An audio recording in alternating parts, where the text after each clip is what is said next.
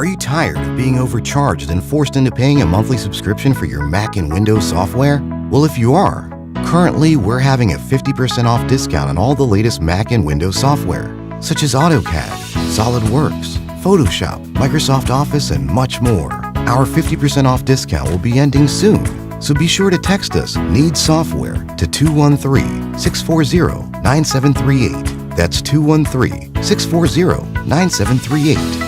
We aim to please, so expect 24/7 technical support, the latest premium software, instant software links delivered to your email, and PayPal Buyer's Protection Guarantee. The white supremacists use division as a weapon, dividing our families, our wealth, rewarding traitors, murdering heroes. Yet we survived. We fought for our reparations. Now it's our turn to divide and administer God's power. I am Agent Nuria Sellers, a foundational Black American. I promise that nothing will come between us. Buy the sci-fi novel, Nothing Will Come Between Us. Available January 22nd. Pre-order online today at Amazon and Google Play. Spirit of1811publishing.com. Our story, our family. Are you a therapist, life coach, or educator that desires to write a workbook but struggles to get started? At privatelabelworkbooks.com, we have digital downloads of workbooks for anger management, parenting, substance abuse, and more. The workbooks are emailed to you on an editable Word document, and you can reprint, rewrite, and resell the content as your own. The choice is yours. Go to privatelabelworkbooks.com and take advantage of our buy one, get one free offer today. Go to badboymembership.com. You'll go from not getting what you want when it comes to you dealing with women to actually getting what you want, to being the guy women want to be with, women want to date, women want to have sex with. All you need to do is go to badboymembership.com. My definition of game really is just an understanding of human behavior patterns. If you conduct yourself this type of way, you're going to get these results regardless, no matter what you think. The reason why most guys struggle when it comes to getting women is because they're not attractive. Being attractive is, it's a combination of everything about you.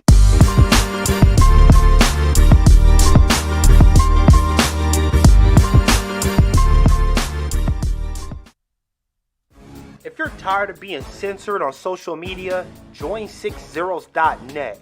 It's Black owned, Black operated, and Black moderated. And we make sure it stays a safe space for us to talk about all things Black culture.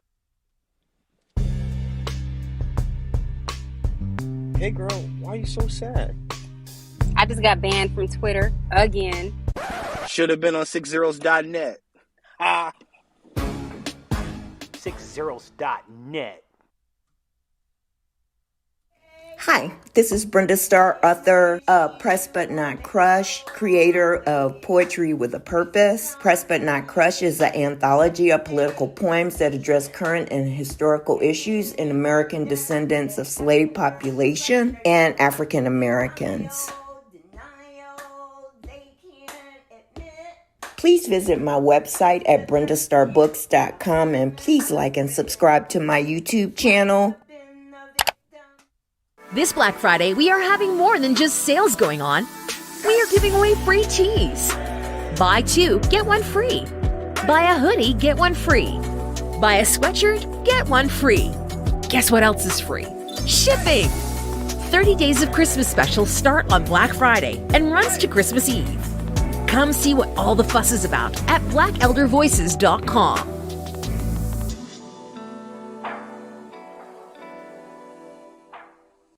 Attention parents and educators. Are you concerned that your children are listening to music that negatively influences their lives? If so, we have a great alternative. It's called Gifted and Lit. Gifted and Lit is an educational program that teaches students mathematics, science, and more using hip hop. This program will educate and relate to your young scholars and make learning fun and easy. Gifted and Lit can be used at home or at school and is a great family engagement tool. To learn more, go to giftedandlit.com. That's giftedandlit.com.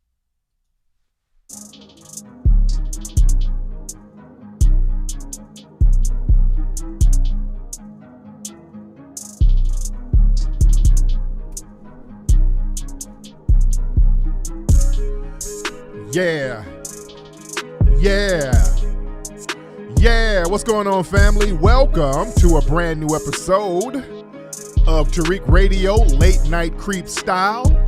We're live, in effect. Today's show is brought to you by iujama.com.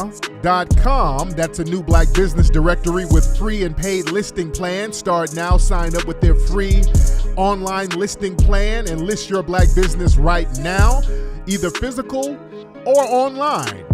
Need more listings for multiple businesses? They have a paid plan that will be perfect for you. Go to iujama.com. That's iujama.com, ladies and gentlemen. Glad to have everybody tuning in. We're doing the late night thing. We're going to chop up some very good game on tonight's broadcast, because it's pretty late in some cities. I'm going to need y'all to hit that thumbs up button. I need you to hit that like button, ladies and gentlemen. Hit that subscribe button, because we're going to get deep tonight. We're going to talk about some heavy stuff. Condolences to the godfather of the black music industry, Brother Clarence Avant. His wife was unjustly and untimely murdered. We got to get into that, man. We got to really unpack this thing, family. We got to unpack this, but before we do, let me take another quick commercial break, ladies and gentlemen. It won't be too long. While everybody's piling on in, retweet, repost on Facebook. Let everybody know that we're live right now. And you all, please don't move a muscle, because we will be right back right here on Tariq Radio. Listen up, squares. You need to get the legendary book on game, The Art of Mackin', by author Tariq King Flex Nasheed, available on Amazon right now. Can you dig it?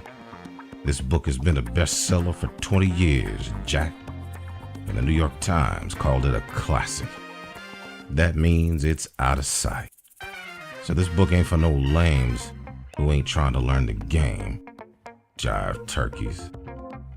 So if you're ready to stop slacking in your mackin', get the Art of Mackin' book on Amazon and Barnes & Noble right now, sucker. Rated PG. That stands for plenty of game, jive chumps. Are you looking to start your own business? Millions of brothers have turned to eBay to escape the rat race. Become your own boss and get the Power Seller Research ebook. It's a comprehensive, step-by-step guide that explains how to start an eBay business. The website is powersellerresearch.com. Again, that's powersellerresearch.com. So I just got this Naughty Bear in the mail, and oh, how so cute it is. It came in the nicest box with satin flower petals. The bear smells so good and has an adorable teasing saying on its sweater. It also included a wearable Naughty Bear pin as a reminder, if you know what I mean. And the spiciest Barra Sutra booklet of, let's just say, happy positions to try. It's so naughty and adorable. If you have a sexy someone who you want to send one of these to, go to thenaughtybear.com. Do you have a small business, or you want to start your own business, or do you need business development? If so, you need to holler at my guy, Junius James at Junius James Incorporated. He has a non-profit organization in Milwaukee that specializes in empowering the black community. With 17 years as a vice president in corporate America and 11 years in staffing agency ownership, he has developed various programs that will help you right now. Visit juniusjames.org. That's JUNIUS James.org, or call 1-855-JUNIUS-JAMES. That's 855-586-4875. Our children are influenced by many things in this world, and music is one of them. If you're worried about your children listening to music that promotes sex, drugs, and violence, then introduce them to Gifted and Lit. Gifted and Lit is an award-winning program that combines hip-hop and cartoons to teach children math, science, and language arts, and much, much more. Gifted and Lit also has an amazing new home workout program called Gifted and Fit. This program combines social, emotional, learning, and physical fitness to help families get in shape together. Order right now and use the coupon code TARIQ to save 10% off on your next order. Go to giftedandlit.com right now and join the movement. Bro, stop.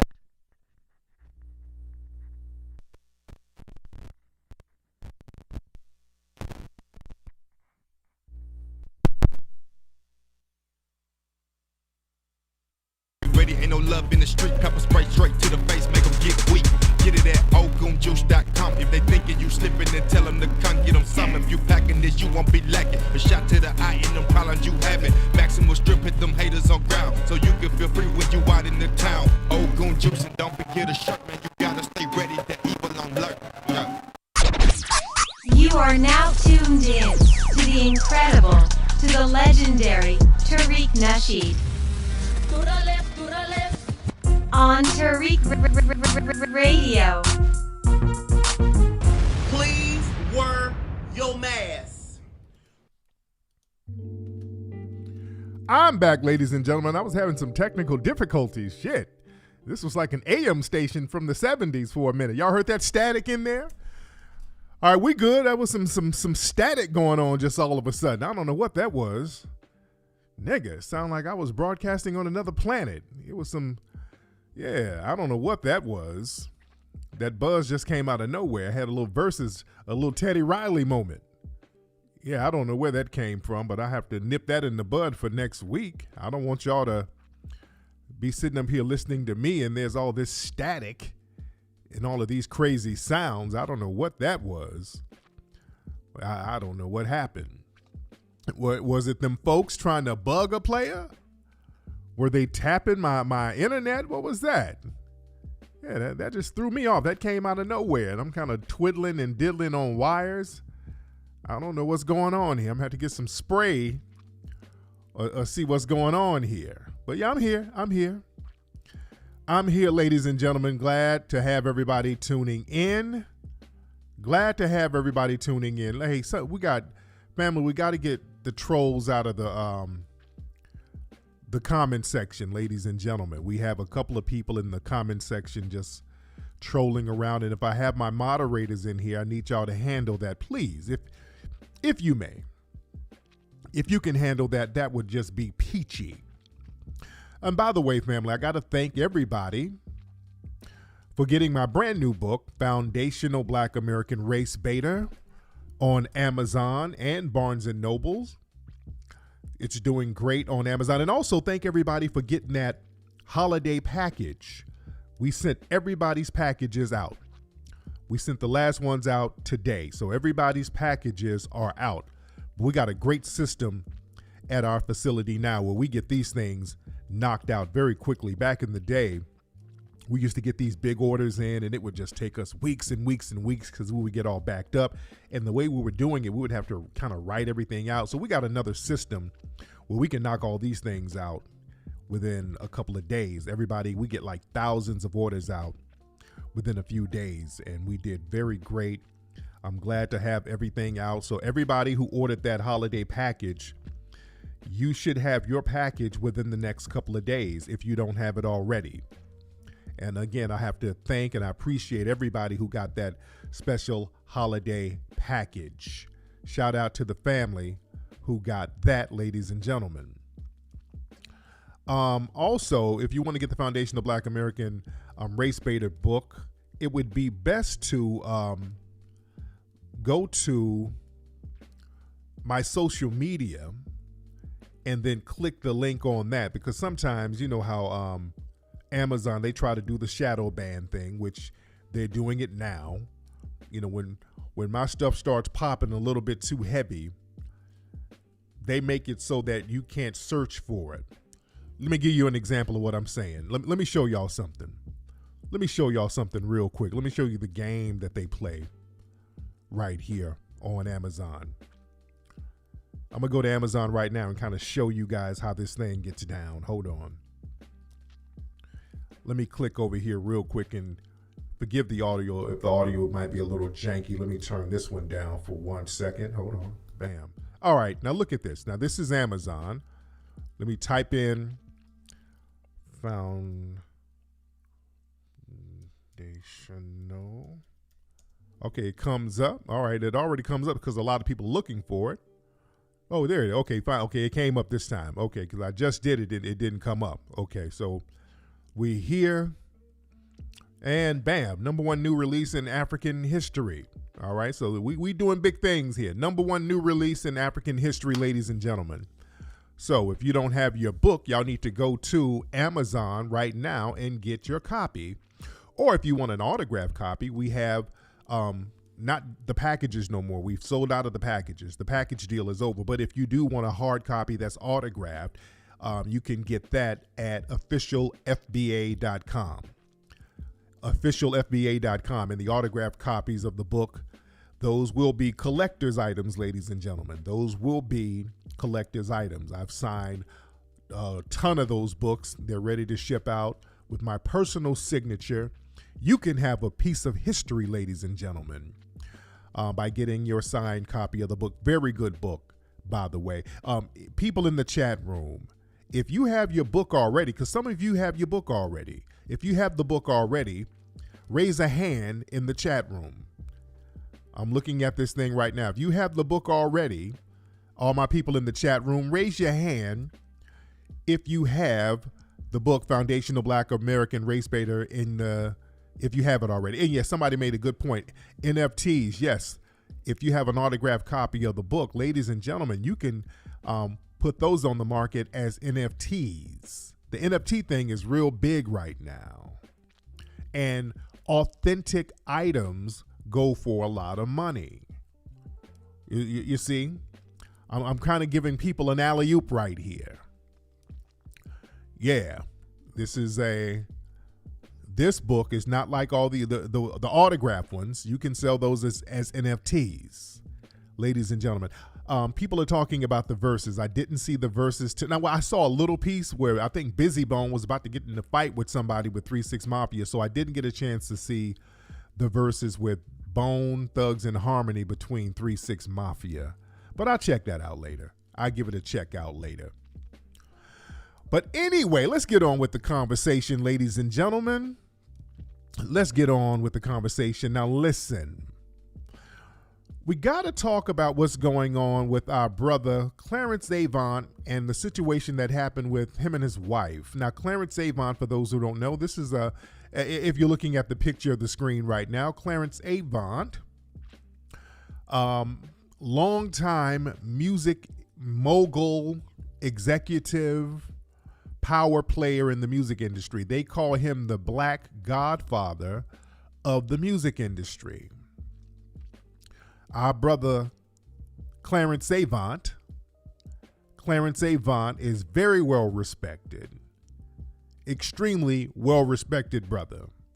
Here's a picture of him with Jay-Z and Diddy. I mean, he has mentored so many people in the industry. And for those who don't know, there was a situation where there was supposed to be a home invasion where some dusty nigga broke into our brother Clarence Avant's Beverly Hills home, a very exclusive neighborhood in Beverly Hills. Beverly Hills is already exclusive enough, but this is exclusive within an exclusive area of Beverly Hills. And this person who broke in shot and killed our brother Clarence Avant's wife. And first of all, my condolences go out to him. My condolences go out to the family. Their son, Clarence Avant's son, he follows me on Instagram. Shout out to that brother. Good family, good people. Nothing bad to say about this brother or his family at all. And again, when I talk about this story, I want to be as respectful as possible. We just want to talk about it from an investigative standpoint. We just kind of want to look at this thing from different angles and really see what's going on here. Because some things aren't adding up. There's a lot of things being thrown around. We got to look at the big context and the bigger picture of this thing and just kind of figure out what went wrong. We got to kind of figure out what went wrong here. And we have to look at it from different angles. So the narrative that they're giving us, that this was just a home invasion and it was some dusty Negro that did it, a lot of people ain't really buying that. And there's some investigators who are not even buying that narrative. Now, somebody mentioned in the chat room, there are a lot of robberies, home invasions. There's a lot of stuff going on in Los Angeles right now. A lot of crimes going on, a lot of brazen crimes going on right now. We have to even question that, ladies and gentlemen. We have to question these brazen crimes. Why are they going on? And I explained this before on my last broadcast talking about the flash mob thing. I want people to understand that a lot of times in these cities where there's an anti-police sentiment, the police will not only allow crimes, they will orchestrate certain crimes to happen so that people will start begging for them to come to the rescue. Now, let's be very clear. Police, generally, they don't stop crime. You know, they get millions and millions and millions of dollars, and they cost cities millions and millions and millions of dollars. They cost taxpayers a lot of money, especially here in LA and other cities where they have open white supremacist groups not only joining law enforcement, but in many cases, especially out here, I think it's mandatory that some of these LA sheriffs become white supremacists. This is what a lot of people are saying. People are like, they've gone way beyond just infiltrating law enforcement. It's a requirement. It's an unwritten rule that requires you to be a part of one of the white supremacist deputy gangs out here in law enforcement. You understand? But listen, yeah, there's, niggas out here creeping. Niggas is hungry out here. We get that. But when you start seeing a real strange uptick and the media is really blowing it up and promoting it, we got to see who's really behind this stuff. Is the police orchestrating this? Now, the LA sheriff, the head of the LA Sheriff Department, Villanueva, whatever his name is, Villanueva, he did a press conference, and I want y'all to listen to how he was speaking. He was using a lot of these little racial code words and using a lot of scare tactics for the public, condemning people for defunding them. Now, I want y'all to listen to this. See, this goes into what I was telling people, how they sit here and orchestrate a lot of stuff that goes on as far as these brazen crimes that pop up. Let me find that link real quickly, ladies and gentlemen. Hold on. Here it is right here. This is what I want to show you, brothers and sisters. Now take a listen to this here. Hold on one second. I want y'all to listen to this right here. This is Villanueva, head of the LA Sheriff's Department. All right, the Los Angeles Sheriff's Department. Hold on. Here he is. Hold on. In the transit safety, this is all about reimagining public safety. This is part of this trend, which has kind of been a failed experiment throughout the nation with defunding, reimagining, only to find out that crime skyrockets in the absence of law enforcement. So the current model, and this is their own chart, you see law enforcement, they're flipping the pyramid upside down, and now the transit ambassadors, who are not law enforcement, will be the main source of providing an illusion of security. And I have to underline the term illusion of security there. Okay, go ahead.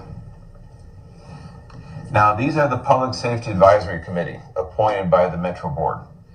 And here are their names, but if you look at the little brief description of each person, you can see themes here. Marginalized, racial justice, progress, Alliance for Community Trust, equity lens, equitable outcomes, economic equity, racial equity, creative director, police misconduct, homeless committee chair. You go through the whole list. Where is the representation of just an average rider that wants to get safely from point A to point B? Where's the representation of people that are actually information from a taxpayer, how their money is being spent? They're not represented in this advisory committee. This is the the definition of a woke advisory group. And of course, was the recommendation, let's get rid of all cops. Literally, that was their recommendation. All right, you catch the little code words he tried to throw out there? Yeah, this is the definition of a woke advisory board. And their recommendation is to get rid of all cops. So he's throwing out all the little racial code words, guys. He threw out all the little racial code words. Yeah, in the absence of police, crime is going to go up. Now, hey, if you want us to save you from all of these niggers out here robbing and stealing, I mean, you're going to want to have to refund us. You shouldn't be so woke. Oh, he's using all the racial code words. You understand what I'm saying? So let me tell y'all something. And this guy's rotten to the core. The LA County Sheriff's Department, these people are rotten to the core. Family, everybody in LA knows these people, they have card-carrying deputy gangs with tattoos and all. So these are not people speaking in good faith. We ain't just throwing out conspiracies. We know for a fact that they have white supremacist gangs within law enforcement. So if these people are that low down and dirty to do that, what else do you put past them? What else would they not do? What won't they do? You think it's beneath them to orchestrate crime so that they can get funding? Family, law enforcement out here in Los Angeles in particular, even around the nation, but out here, they're infamous for being rotten to the core. Chris Dorner, who was on the force, they were so corrupt, that brother had to go on a shooting spree. That brother said, hey, man, I've been in the belly of the beast. These people are so corrupt, they're beyond repair. Family, they're so corrupt. The only solution is, man, we got to take up arms, dude. We got to start taking them out. That was his conclusion. That's how corrupt that system is, where a brother said, hey, man, we got to pick up them things and just go for it. We just got to put our lives on the line against this type of corruption. It's too damn deep to reform. And don't even get me on Chicago. You understand? So I'm putting everything in context here. So when we see a lot of these crimes, these brazen crimes, understand that a lot of times law enforcement is actually behind the crimes. So let's go back to the situation with our good brother Clarence Avant and his precious wife who died. And that's horrible that a sister, 80-year-old sister, lived her whole life and then somebody runs up in her house and kills her. Now let's look at the particulars of this story. Some things are weird. Why would some random dusty nigga run up to that particular house? All the houses in Beverly Hills, and he just happens to run up to the black person's house. You skip over all of those people's homes and just target that one in particular. You understand? Now, a lot of people are saying this looks like a targeted hit. That's what it smells like, but we want to know who orchestrated it. Who was behind it? We have to ask a lot of questions here. We got to ask a lot of questions here. Now, what they said, the suspect, and let me pull up an article about this situation. They said the suspect, hold on, and let me show the suspect. Here's the suspect here, hold on. They said the suspect basically, and this is a mugshot of the suspect, a dude named Ari Lennox. They said basically he robbed their house, killed her, and then he went to another house to rob it, but he accidentally shot himself in the foot. He had an AR-15. He ran up in Clarence Avant's house in Beverly Hills, and they got security. The dude shot at security, from what I understand, but security didn't fire back. The security at Clarence Avant's place, he didn't fire back. I'm looking right here. It says Clarence, where she died, a security guard was also on the property at the time. Okay. So the security guy didn't shoot back. And let me show y'all something else that's very interesting. Yeah, somebody said he looked non-FBA. This dude, yeah, he does look non-FBA, to be honest. This dude looked like he could possibly be Belizean or something like that. The suspect. This is how a lot of those Belizean cats look like out here in LA. A lot of them have this look. When you see cats who look like this, a lot of these dudes are actually Belizean out here in LA. All right? A lot of dudes in LA are actually Belizean, and they look just like this. So we don't know what's up with this dude's background. And from what I understand, this dude is a Pyru. This is what I'm hearing on the streets. This dude is a Pyru from what I understand. So it's very interesting. It's very convenient to just kind of throw it to, okay, it was a gangbanger home invasion. That's a little bit too convenient for me. That narrative is just too convenient. You know, I still have questions. Like, for example, hold on one second. Hold on. Like, this is the house right here. Now, as you see, ladies and gentlemen, this is the house. As you see, the glass was broken from the inside. Okay? Just an observation. Now, there could be several scenarios. Maybe he broke in one way and broke out the other way. Usually how a person breaks in, they break out the same way. I don't know. But as you see here, this is a shot of the house, and the window, it was broken from the inside to the outside. So why didn't the burglar just leave out the same way he came in? I mean, we have to ask questions like this.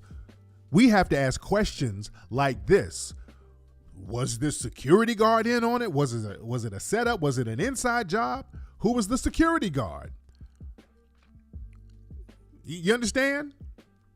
How did this nigga know how to go up in this house and skip past security alarms? I'm pretty sure they got security alarms, gates, or whatever. How did this dude know how to do all that in this exclusive neighborhood? And listen, what they said again, they said that he broke into another house, and they caught him because he broke into the other house and shot himself in the foot with that AR-15. Let me talk to my gun people for a minute. Boy, don't those AR-15s pack a little punch on them? Those AR-15s they pack a little punch, don't they? Talk to me for a minute, family. You know, I know a little bit about guns, but my AR-15 people, don't those AR-15s pack kind of a hefty kick to them? And the dude, allegedly, they said he shot himself in the foot. And this is the dude right here. They taking him out in a stretcher. And all they have is they got a little bandage around his foot. Dude, don't you know an AR-15 will take your whole foot off? Yeah, I'm thinking the same thing. But won't that AR-15 take your foot off? And he's sitting there kind of calm, and he got hit in the foot with an AR-15, and they just wrapped it up. Nigga, your foot would be dangling off your ankle, right? I don't know. I don't know. I don't know. I just got to ask questions here. I just got to ask some questions here. So, you know, just got to. And now we got to ask some more questions. So now this dude was supposed to be sophisticated enough to go into this exclusive neighborhood, hop over fences, go through security, break into a house with a security guard there and commit a brazen murder, but then go to another house and he becomes the Keystone Caper. He shoots himself in the foot like a bumbling idiot. So either he's a bumbling idiot or he's a master thief, sleuth, Ocean's 11 type of dude. You understand? Something ain't adding up. I don't know, man. We just have to take all this stuff in and just kind of look and see what's going on. What's going on here? We got to see what's going on here. Now, hold on. I don't want no echo here. Our good brother Clarence Avant, like I said, well respected. This is the godfather of the industry, loved by everybody.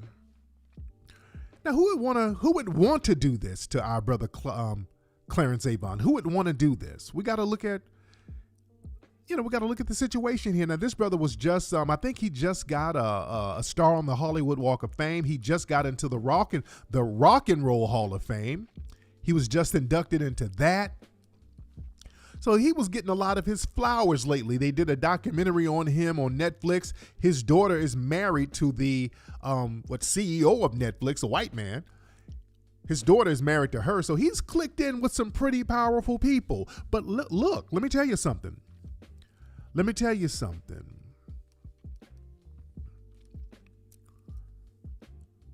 We got to look at all possibilities here. Could this be a situation, hell, that LAPD orchestrated? Hell, they needed to get a big brazen murder under their belt to say, hey, look, this is how dangerous crime is with these Negroes. They're killing famous black people. Because look, it's nothing for them to get a dusty nigga like, the shitty cuz types, just like they did with Nipsey's killer. It's nothing for them to get one of these dusty niggas, coked out niggas, drug addict niggas. You can get them to do anything. Let me tell you something. If you get drug addicts, a lot of snitches and informants and little dusty hitmen and all that, a lot of them be drug addicts. A lot of them be drug addicts. You can get a drug addict to do anything, dude.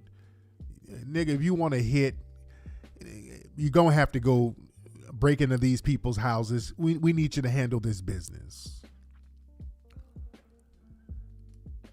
Who knows? We have to ask questions. I know some people are saying blood sacrifice. I know people are taking it to different levels. Some people saying this could have been a blood sacrifice, which, stuff like that does happen. I don't want to put the tinfoil kufi on. So we have to look at it from all angles. Was there foul play in this case? Now, let's look into our brother Clarence. And I say this respectfully. This is not to disparage our brother Clarence, but I want y'all to understand Clarence Avant is very connected.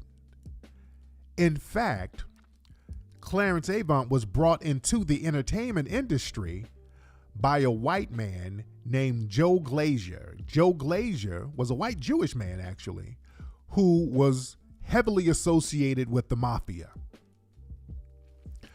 Joe Glazier was an old school mafia associate. I'm talking about Joe Glazier was clicked in with Al Capone. That's how old school this guy was. Joe Glazier died in the late 60s, I think around 69. He was born in the 1800s, so he was in that first wave. I mean, he was an old school guy, but he was the one who brought Clarence Avant into the industry. He was Clarence Avant's mentor. He brought him into the game. You understand? And this guy was heavily mafia influenced. Heavily mafia clicked in with the mafia heavy. And Joe Glazier, let me find a picture of Joe Glazier. Hold on one second. Let me show y'all.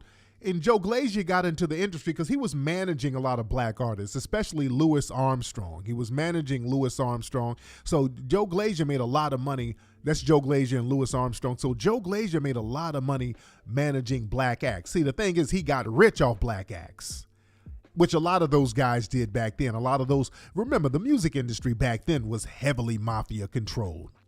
And remember, when black people wanted to kind of do their own thing, these mafia folks would get them hit. They would knock them off. Just Sam Cooke. For many years, people believed that Sam Cooke was knocked off because they were warning Sam about starting his own business. So these entertainment execs from the 50s and 60s, they were all mafia clicked up, man. They were clicked in with the mafia.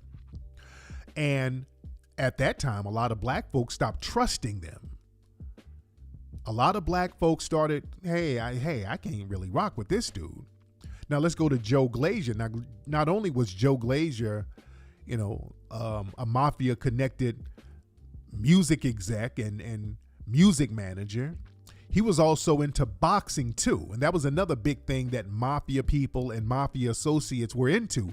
They were into the boxing industry, and they would rig boxing. This guy that you're looking at, Joe Glazier, he was known for rigging fights, which a lot of them did. Joe Glazier would rig fights. He would rig boxing matches, and that was a big thing with the mafia and the mafia associates, especially in the 60s. They would get fighters and, go to them and say, hey, you better take a dive or your mom is going to go missing. They would do that type of stuff. And let me tell you something. They tried to do that with Muhammad Ali. That's one of the reasons why Muhammad Ali, I believe, he joined the Nation of Islam, because he got protected by the Nation of Islam. They weren't going to do that fixed fight nonsense with Ali. Ali was the biggest thing in the 60s. So, the mafia was really trying to get at them, at brother Muhammad Ali. But let me tell you something. When Muhammad Ali got with the Nation of Islam, brother Elijah Muhammad shut all that bullshit down. Elijah Muhammad let the mafia know, all that little shakedown stuff you do, that ain't gonna happen over here. And they weren't about to try to play games with the Nation of Islam. I want people to understand, in the 1960s, the Nation of Islam really wasn't no damn joke. And the mafia knew that. They weren't about to go up against Elijah Muhammad and those guys. They were with the shit for real, for real. You understand? So they backed off. They didn't want them problems. Elijah Muhammad, they were out there in Chicago too. Like, yeah, you in Chicago, we in Chicago too.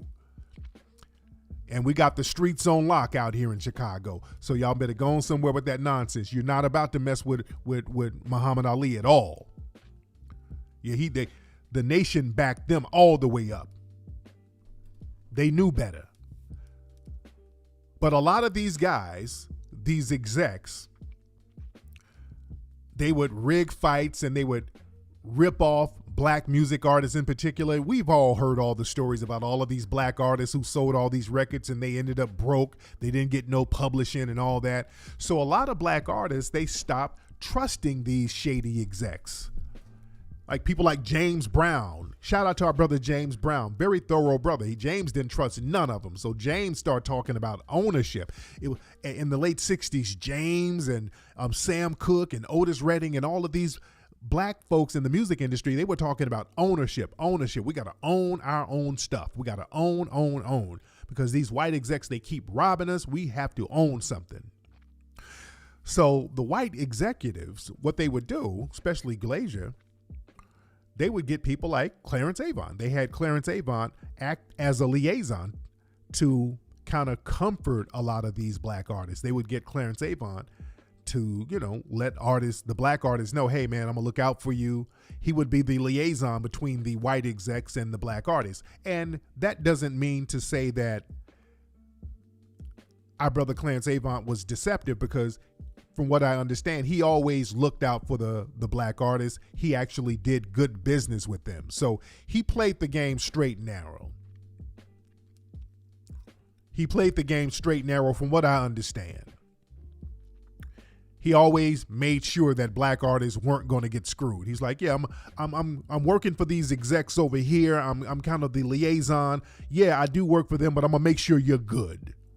I'm going to make sure that you get your publishing. I'm going to make sure you get your paper. I'm going to make sure you good. And for 50, however many years he's been in the industry, he has always done good business. You understand? But that's just the relationship. So let's unpack that. So our brother was clicked in with these mafia types. Did that have anything to do with anything? I mean, remember, these mafia types are still around. Just because Joe Glazier's not here no more, a lot of the mafia types, I mean, these crime families, they still exist. So was there something that Clarence Avant didn't do? I don't think he owed money, but was he supposed to do something or not do something? Or was he supposed to do a favor he didn't act upon? They make little examples out of folks. If you don't do what they tell you to do, if they did you a favor and you don't do them a favor, they'll send a message to you. You understand? So we got to ask questions here. We got to see what's going on here.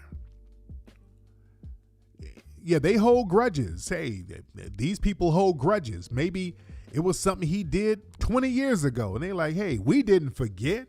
Who knows? But I just don't believe that some random dusty nigga, some raggedy random gangbanger just happened to pick that house and run up in the house with the windows bursted from the inside out and committed this brazen murder just as a robbery. What did he get out of the house? What did you get? What did he get out of the house? What did he take? Yeah, something ain't right here. So somebody was sending a message. Was the LA Sheriff Department sending a message? Were mafia people sending a message? Were political people sending a message? Because remember, our brother Clarence is clicked in with with a lot of politicians. He's clicked in with Bill Clinton and Obama. He's really clicked in with those Democratic top brass people. So what's up with them? Does Clarence know something? Hey, look, right now they got Ghislaine Maxwell on trial right now, and people are naming names as far as these politicians hopping on those Epstein planes. You see, a lot of names are popping up, guys. Come on, now let's look at all of it here. Right now, a lot of politicians' names are coming up. All these people that was going back and forth on that Epstein plane, them names are popping up left and right now. A lot of political people. And people are getting subpoenaed right now. You feel what I'm saying? Let's look at it from different. I'm looking at it from another angle now. So now people are getting subpoenaed. Ghislaine Maxwell, we don't know what she's gonna start talking about. She's on trial now. That woman might get to singing. She might get to snitching. She might get to talking about Democratic politicians and what they did and what they didn't do. And is Clarence? Are they going to call him as a witness? Because he clearly knows stuff. He's been around these people for a long time. So does he know some things he ain't supposed to know? And they're sending him a message like, hey, man, if they send you a subpoena, and look, I know you clicked in with Clinton and all these. And remember, Jeff Epstein, at Jeff Epstein's house, he has a picture of Bill Clinton in a dress. And we showed that in the movie Buck Breaking. We showed that picture in the movie Buck Breaking. There's a picture of Bill Clinton in a dress at Epstein's house. So Bill Clinton and all those guys was clicked in with Epstein and all these people. And Clarence Avant is very much clicked in with the Clintons. So did somebody send a message like, hey, man, just in case they subpoena you, you better keep your mouth shut? You feel me? Yeah, they're naming Trump, whole bunch of folks. Yeah. Did they name Chris Tucker? Somebody said they named Chris Tucker. He was on the plane. So they're throwing a bunch of names every day, guys. A bunch of names are coming out. Every day, a bunch of names are coming out who's connected with this trial. So we have to look at it from that angle. Also, we have to look at it from all angles, ladies and gentlemen. But I suspect there is foul play here. But again, my condolences go to our brother Clarence Avant and his family, because this is a horrible thing. Yeah. Somebody said I got to be careful. Yeah, I'm just theorizing, guys. I don't want to I don't want to get in a situation where I got to start capping on somebody trying to run up on my ass. Yeah, you understand? So I'm just throwing some things out there, ladies and gentlemen. I'm throwing some things out there. Some things to think about, family. We have to look at this thing from every angle. But a lot of other stuff going on that I want to touch on. Speaking of music industry, the singer Ari Lennox, the lovely sister Ari Lennox, and I like Ari's music. I like Ari's voice. I like the way she gets down. But Ari, she said some things that were kind of questionable before about black men. I guess, some people get in their feelings. I don't know. She said some things before that were kind of interesting about black men and whoop-de-whoop. But there was a situation where where did she go? She was over in Amsterdam, I think. I think she went over there to Amsterdam. And there was a situation, I think she got arrested. Hold on, she got arrested and she said it was racist treatment over there. Hold on. This is the link. Let me show y'all the link. She went over there and she got arrested and cited racism. I'm being arrested in Amsterdam for reacting to a woman who racially profiled me, the singer tweeted Monday. American R&B singer Ari Lennox was arrested in Amsterdam at the airport for disturbing public order. And she said she accused them of hating black people. Okay, so we don't know the details of what happened. So she's claiming racism. Okay, that's cool. That is cool that she's citing racism. You know, like, hey guys, come support me. I'm dealing with some racism. Come on, support me, guys. Y'all got to get on the bandwagon. Everybody get on board. But I don't know. Yeah, I remember Ari put up a tweet. She had a song called, I'm writing a song called Wish You Weren't a Hotep. Okay, she had a song. Somebody made a meme here. Yeah, she had a song called Wish You Weren't a Hotep. So I would speak out against her getting racially profiled, but I don't want to seem hotepish, though. I don't want you to write a song about me, Ari, you know?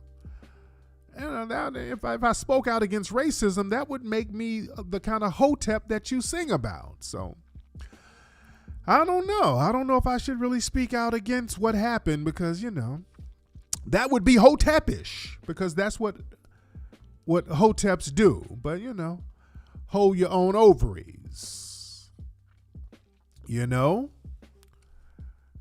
good luck to you. Good luck to you. See, y'all want to play this game and, call niggas hotep and all that old stuff. But when the shit goes down, it's like, hey, where's those black men's to protect me? I need strong black men's to come help me. And speaking of that, what's that Professor Crunk, who the white media always wheels out to do her anti-black family rants? She put up a tweet, that Brittany Cooper lady. We don't need traditional nuclear families for black thriving. As one raised by my mother, grandmother, and aunts, I can attest. We should support families however they are configured to provide basic needs and loving and safe environments. That's what being pro-black family means. No, it don't. Okay, these are people right here that white people prop up and credential, ladies and gentlemen. They credential this nonsense. They credential this poison. We need nuclear black families. See, the white supremacists are always coming in to black society and sicking their Negro minions and mammies on us to tell us we don't need to be a traditional black family. We don't need to have a nuclear black family. We absolutely need that in order for us to thrive. This is why I promote that so much with my own family. I try to walk it like I talk it. Man, it's so very important that a black man and a black woman are together raising their black children together. That is very important so that those children can be well balanced, so that we can have well balanced, beautiful black children. Yeah, single parents can do it. That don't mean you should do it. Yeah, there's some people who will thrive in spite of being a part of the nuclear family, but we don't want to have these in spite of type of relationships and upbringings out here.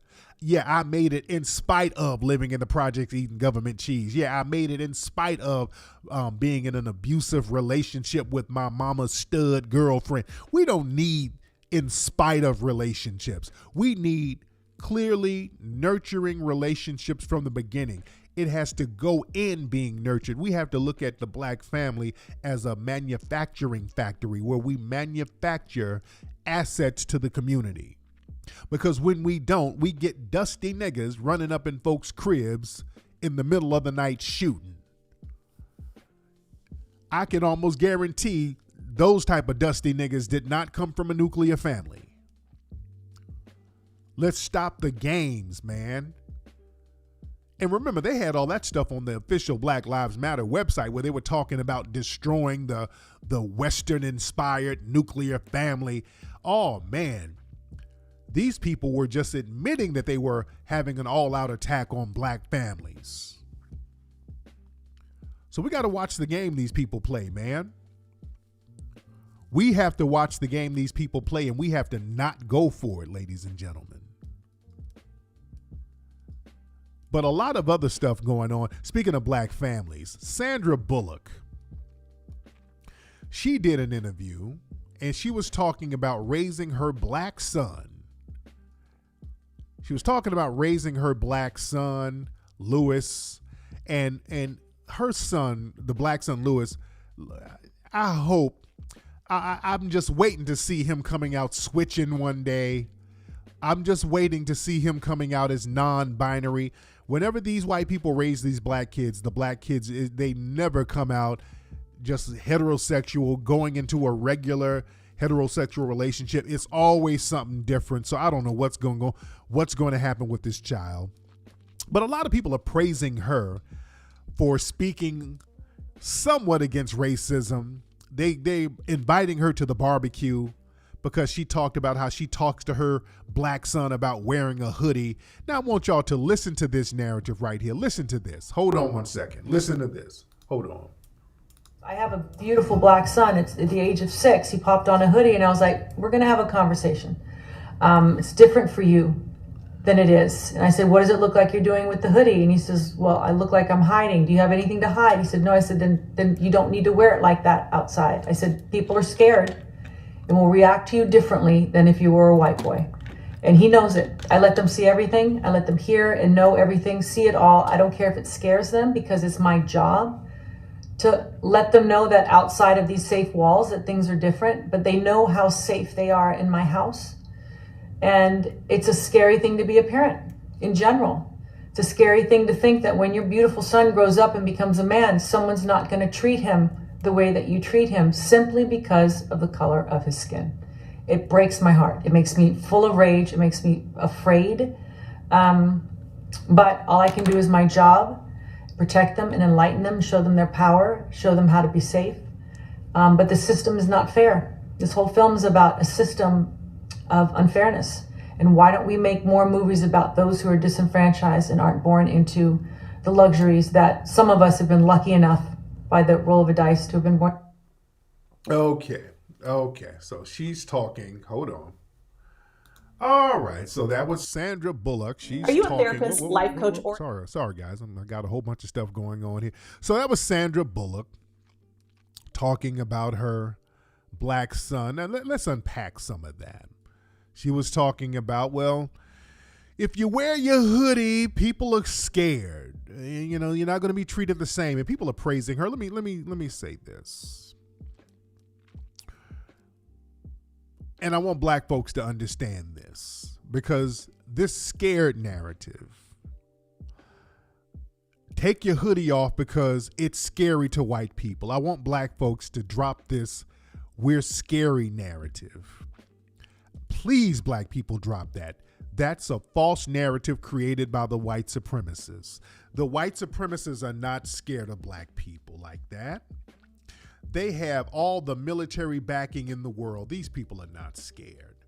I want black folks to understand how dangerous that narrative is. See, when you run with the white people are so scared narrative, you know you victimize them. You put them in the victim mode.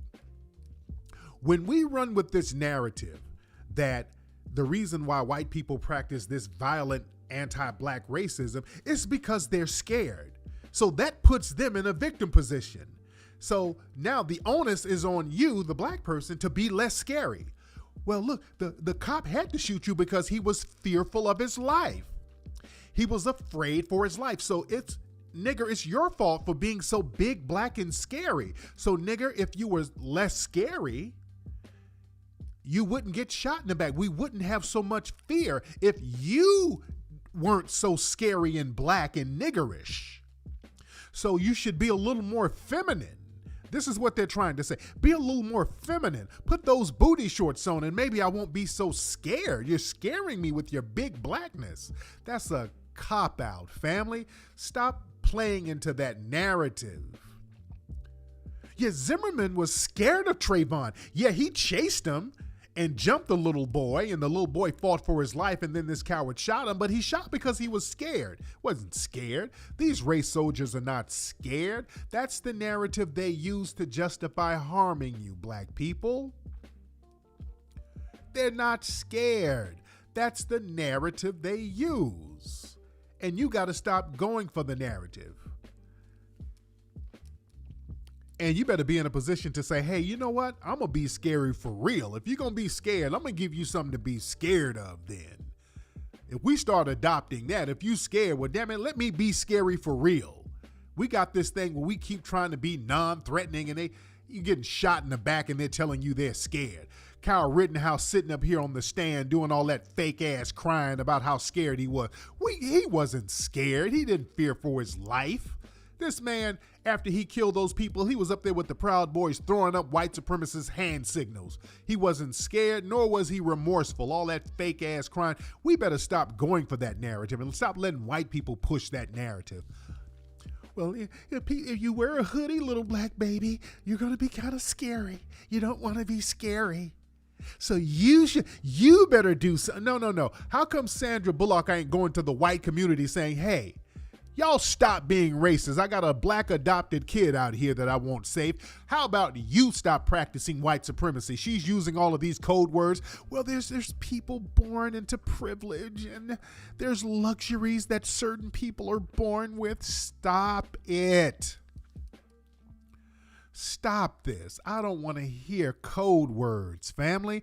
I'm so sick of code words. That's why my book, Foundational Black American Race Beta, I'm going for the jugular. Oh, family, I can't wait till y'all read this book. I'm going for the jugular. I'm just going all the way there. No code words. I'm just telling it like it is. We got to stop playing games out here. These white supremacists stay on code against us. The name of the game is just anti-black racism. That's the name of the game. It ain't about fear. It's all about them disenfranchising us. That's all it's about. There was a black man out there in Minnesota. He has a popcorn. He sells some kind of gourmet popcorn or something out there in Minnesota. So he was on the Stephen Colbert show. Stephen Colbert profiled him on the show, and after he was on the Colbert show, his business started booming. The business started really, really taking off. I mean, just people are just beating down his door to get that popcorn. And soon as that happens, soon as this brother's business starts really taking off, after getting boosts from Stephen Colbert, Redmond's Popcorn closes following visit by health inspectors. Hold on, let me play the video of them profiling his show. Hold on. Last night. Zachary Redmond of New Hope says that his product is like the luxury vehicle of popcorn, and now he has a commercial to prove it. Redmond's Popcorn. Unparalleled design. Unrivaled comfort. And able to pop from 0 to 60. Okay. All right, please. Line stretched out the door at the small shop in New Hope, fresh off a debut on The Late Show with Stephen Colbert. All roads lead to New Hope, Minnesota. They aired a commercial playing off owner Zachary Redmond's comparison of his popcorn to a luxury car. Rivaled comfort. Redmond saw the commercial for the first time last night.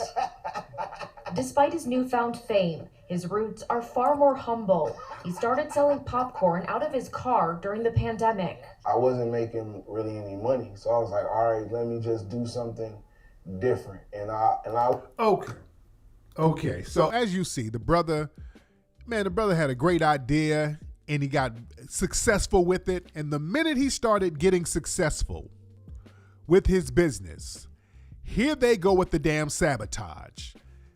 They do this, family. I keep telling black folks, and I want black folks to understand this. When you see other people with businesses that are thriving And then you don't see black businesses that are thriving. I don't want black people to get this inferiority complex to think that, well, damn it, how come we can't do it? You can do it. You don't. We get targeted, man, for every little damn thing. Other groups do not get targeted like this, man. Other groups do not get targeted like this. They don't target other groups like this, man. They done sat up here. The health inspectors came in there talking about, well, the lines are too long and you need a bigger kitchen space to pop the popcorn. And they do all. Now, let me tell you something. The Asian spot with dirt everywhere and mystery meat, and they going getting rat burgers and pigeon sandwiches. They sit up here in the neighborhood for 30 years. They ain't never cleaned the damn stove.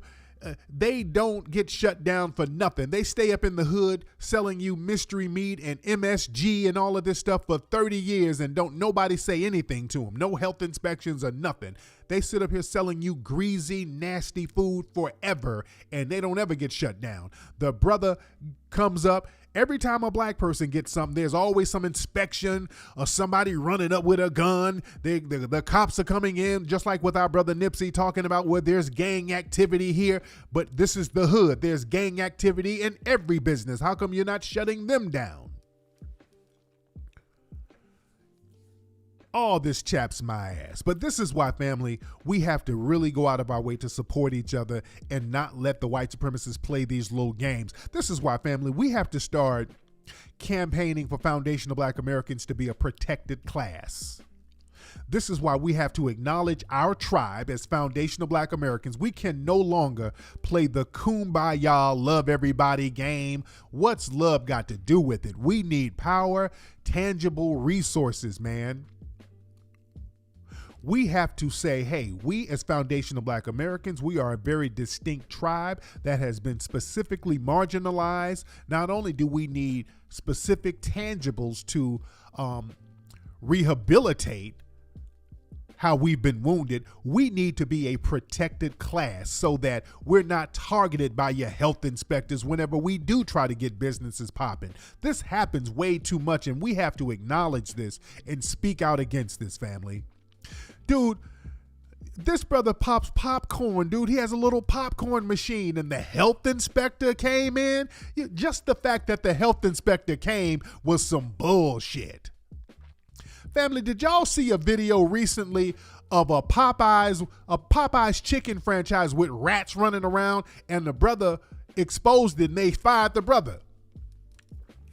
This brother exposed rats running around Popeyes, and then they ended up firing him.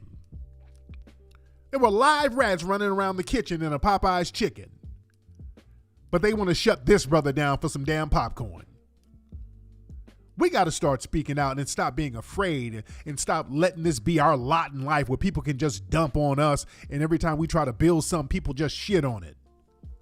We got to stop that. We got to speak as a codified group, family. I really want us to get on top of our game as far as that. How dirty, somebody in the chat room made it go, how dirty can a popcorn spot be, dude? Popcorn is some of the cleanest shit you can make. You have to clean pots and pans and buckets in order to make popcorn. Popcorn is really the cleanest snack you can make, man. It's the cleanest snack you can possibly make. What are the health inspectors coming in there for? Other than to harass another black business. The minute they see us successful, oh no, nigga. Oh no, look what I see here. I see a smudge on the window. They come in there nitpicking. I swear I talk to black businesses all the time. It's the turkey leg hut all over again. Remember, they were doing the same thing with turkey leg hut. They saw how successful they were. Well, hey, y'all niggas got too much smoke. There's too much noise. All of these little ordinances just pop out of nowhere when it comes to black businesses. My God. But family, we got to be on top of our game out here, family. We got to be on top of our game. Oh, did y'all hear about the shooting out there in Michigan? In Michigan, there was another school shooting. I call it the Rittenhouse effect. There was a school shooting out there, a 15-year-old white kid, and they knew he was going to shoot the school up. He was threatening for days and weeks, from what I understand. So this was a premeditated hit. Other kids started skipping school. They were like, hey, this dude is about to go capping. He was putting crazy stuff on social media, so they kind of knew this guy was going to flip. So this 15-year-old kid got a gun that his dad bought him. And do y'all notice these white kids who do all these shooting sprees? Notice the parents never go to jail. The parents who buy the guns, because these 15-year-olds are not buying the guns. The parents are buying these kids guns, and you notice the parents never go to jail. The parents never get charged for buying these kids guns illegally. So he got a gun from his dad. His dad bought him a gun. So he went up to the school shooting people. I think he killed 4 people, wounded many, many others. This was in Michigan. What was the name of the city? Was it Oak Park, Michigan? Something like that. What was the name of the city? Oak Park. I want to say it was called Oak Park, Michigan. And boy, they had some pictures of him. Boy, they had some of his pictures. He's all looking innocent with his hands in a prayer position. Oh, they were trying to infantilize this guy. They were turning him to a big baby. But I saw something interesting. I noticed this town is basically 95% white, but the media, they've been going around interviewing the handful of black kids that go to the school. There has to be about 3 or 4 black kids. It can't be that many, but they've been interviewing a lot of the black kids that go to the school. I don't know if they're trying to put a black face onto this thing to make, I don't know what they're trying to do, but they've interviewed a lot of the black students, and they interview one black kid, one of the kids who goes to the school. He was a black kid, and boy, oh, let me show y'all this video, guys. Now look, let me show y'all the video, and look, let me play the devil's advocate. I understand it's traumatic. If you're in school, no matter who you are, your friends get killed. I can understand how traumatic that is. Let me say that. I can understand that's traumatic, okay? This is the kid right here. He's talking about his friends getting shot and killed at school, and this kid kind of breaks down. But boy, it was a little extra.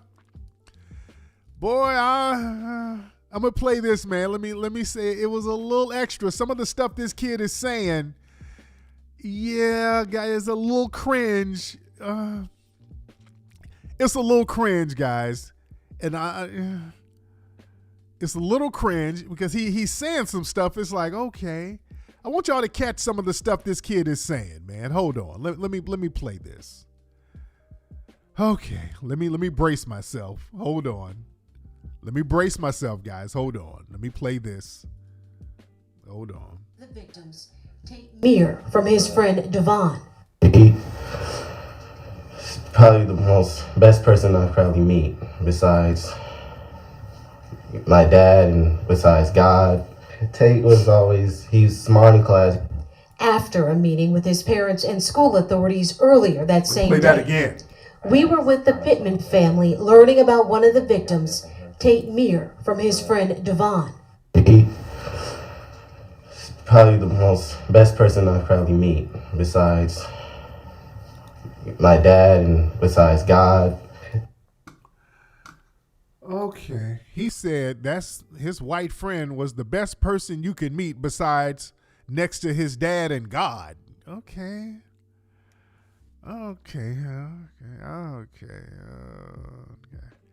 I get that you're grieving because of your friend, but your best person next to God? Come on, man. Okay. My dad and God. Come on, bro. Yeah, all right. I wish I could just chop that up to just grieving, but I don't know, man. That kind of threw me off a little bit. Yeah, I'm getting some non-FBA vibes here. I'm getting the mom looks like there's a little cake soap on that face, and that wig looks a little stiff. So I'm getting some non-FBA vibes here, ladies and gentlemen. I don't know. That mom has she looks like there's a little cake soap going on, and I don't know. I'm not saying this to disparage anybody, but I don't know, ladies and gentlemen. Let's play some more of this. Hold on. Let me play some more. Besides my dad and besides God, Tate was always, he's smart in class. Me and him used to joke around. Me and him used to play. And then, news, another classmate died. Oh, Justin. Justin. No. I knew Justin. That was the boy.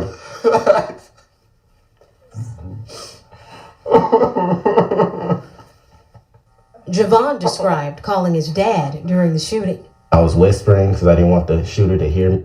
Okay. Yeah. Okay. Yeah. Okay. I get that you're distraught, but boy, okay. Yeah. I get it, man. I get it, and I know people grieve differently, but boy, this is kind of extra. You don't see niggas cry like this for the dead homies in the hood. You don't see dudes do all that. Yeah. Okay. Okay, now let me play the rest now. Hold on. I don't know. I'm getting some non-FBA vibes here, but yeah, he's crying. That cry is a little bit extra. They're a little extra, and I get it. But hold on. Let me play the rest. Hold on. Me and my classmates, and my dad was just asking me what's going on, what's happening. And then I told him it's a shooting. Somebody's here shooting up the school. And then he told me, he said, okay, I'm on my way. Why your dad? Is he your superhero? Yes.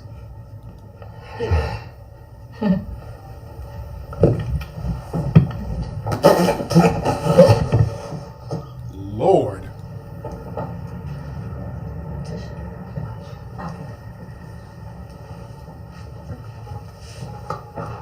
You can't save your kids. Okay. All right. Okay.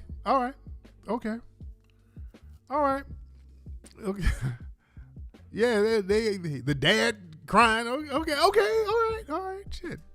I get it. Okay, look, listen. I'll be the devil's advocate. I'll play the devil's advocate. Look, if your kid was at a school that got shot up and your kid made it out safe, I'll probably be a little emotional. So I'll play that angle. Listen, I might be emotional too if my kids survive something like that. So I'll play both sides. I'll play both. If y'all laugh, y'all going to hell. Did y'all laugh at the dad? Did y'all laugh? Y'all going to hell, y'all. Y'all asses is going to hell for laughing at that dad crying. You would cry too. But yeah, the son, he's crying a little too extra. Somebody said it reminded them of the Steven in Django where he was holding Calvin Candy. It was, yeah, you're crying over your white buddies a little. Yeah, you don't see dudes crying like that over the dead homies in the hood. Like, damn, the homie got shot, man. Damn, the homie got shot. But this dude, Justin, no. God, no. Okay, all right. Yeah, like I said, fam, I'm getting some them hairlines, and look, I'm getting some non-FBA vibes with them hairlines, man, and the mom, yeah. Look, the cake soap look and the stiff wig, yeah. Let me put the screenshot up one more time here. The look like a little cake soap and a stiff wig, yeah. I don't know. I think that house might smell like Jollof. I don't know. It might smell like curry goat. I don't know. But my condolences to them. That's a kid. Kids grieve differently. It was a little bit extra, guys. It was a little bit extra. Yeah, it was a little bit extra. But hey. Much respect to the families. That's a tragedy. No, either way you cut it, that's a tragedy. But anyway, y'all, listen here.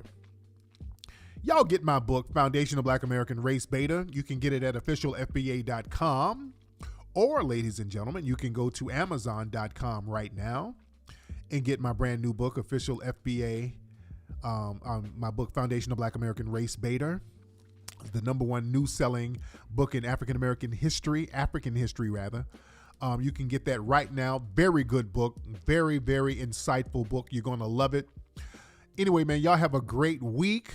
Thank y'all for all your blessings and well wishes for me and my queen. We're having our new baby Coco Nisha. That's her nickname. We're still trying to come up with a name. Me and my wife are having our first girl together. My wife is so very excited. Family, do y'all know my wife is out here buying baby clothes right now? The baby ain't due until damn June. My wife is out here buying baby clothes. Lord, we got a house full of girls. She's been just so eager to buy girl clothes. She's got girl clothes and shit. And like, come on. Already we got time. We got lots of time until the baby is here.